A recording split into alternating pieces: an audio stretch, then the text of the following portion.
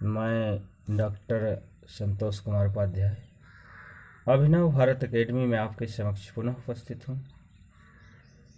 अंतर्राष्ट्रीय पर्यावरण अधुनातन मुद्दे में आज मैं रियो पृथ्वी सम्मेलन 1992 का वीडियो लेकर के आपके समक्ष उपस्थित हुआ हूँ, क्योंकि इस विषय में सर्वाधिक महत्वपूर्ण घटना पर्यावरण एवं विकास पर संयुक्त राष्ट्र पृथ्वी शिखर सम्मेलन है, जो रियो डे जेनेरो में जून 1992 से 172 राज्यों की अभूतपूर्व विशाल भागीदारी के रूप में आयोजित हुआ। इसमें लगभग 2000 गैर सरकारी संगठनों ने भी भाग लिया। यहाँ 27 पृष्ठों की एक घोषणा पारित की गई, जिसमें पर्यावरणात्मक रूप से ठोस विकास के व्यापक सूत्रों की अभिव्यक्ति किया गया।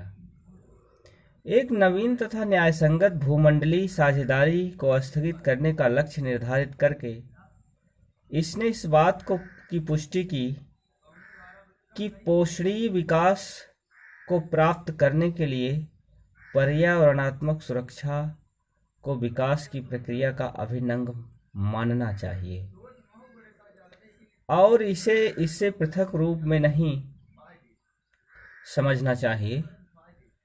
इसने कार्यसूची 21 को अपनाया, जिसमें कुछ ब्यौरे के साथ पोषणीय विकास के लिए आवश्यक उपायों को समाहित किया गया। इसके आधारभूत अध्यायों में यूएनसीईडी के संकल्पों को लागू करने के लिए किसी ढांचे की स्थापना के प्रावधान थे। इसने संयुक्त राज्य की महासभा द्वारा अनुमोदित के अधीन एक नए पोषणीय विकास आयोग की परिकल्पना की, जो पृथ्वी शिखर सम्मेलन द्वारा निर्धारित लक्ष्यों की दिशा में प्रगति का प्रबोधन करेगा। जैव विविधता संधि शिखर सम्मेलन में सहमति पर बनी संधि है। यह जैव विविधता संधि ने सदस्य राज्यों पर यह दायित्व डाला कि वे पर्यावरणात्मक महत्व के क्षेत्र तथा सभी प्रजातियों का संरक्षण करें। इस संधि के अंतर्गत राज्यों से यह अपेक्षा की जाती है कि वे रासायनिकों के विषैले प्रभावों, विशेष रूप से कार्बन डाइऑक्साइड के प्रभाव को नियंत्रित करें, जिसके बारे में ऐसा माना जाता है कि वे भूमंडलीय तापमान को बढ़ाने के लिए उत्तरदायी है। इसकी कार्यसूची 11 महत्वपूर्ण मदों में से कुछ मुद्दे सरकारी और कुछ नागरिकों के आग्रह करते हैं कि ये पहला, पर्यावरण तथा विकास के मुद्दे के बीच संबंध को पहचाने। दूसरा, ऊर्जा का और अधिक कुशलता के साथ प्रयोग करें तथा ऊर्जा के नवीनीकरण योग्य संसाधनों तथा सौर ऊर्जा का विकास करें। तीसरा, कृषि को पर्यावरण संबंधी शिक्षा सुधार करें। चौथा, निर्धनों को इस ढंग से अपनी आजीविका अर्जित करने में सहायता देकर निर्धनता का उन्मूलन करें कि पर्यावरण को क्षति न पहुंचाए। अगला, पांचवा है, जलों को दूषित करने वाले लोगों तथा उद्योगों पर जुर्माने डालें। अगला है, छठा, कूड़े कचरे के प्रबंध के लिए राष्ट्रीय योजना तैयार करें।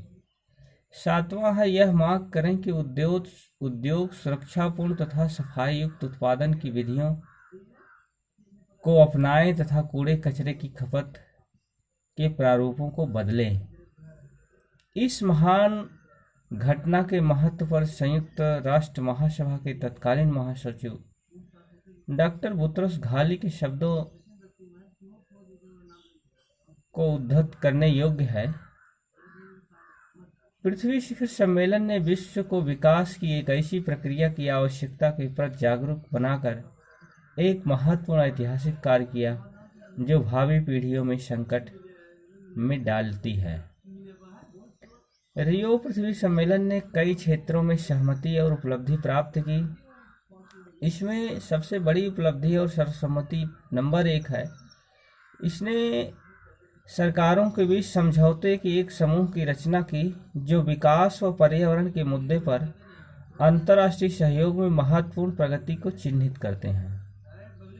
नंबर 2, इसने उच्चतम स्तर पर इन प्रबंधों के प्रति राजनीतिक प्रतिबद्धता को जुटाया तथा पोषणीय विकास के मुद्दे को अंतर्राष्ट्रीय कार्यसूची के हृदय पर अंकित किया।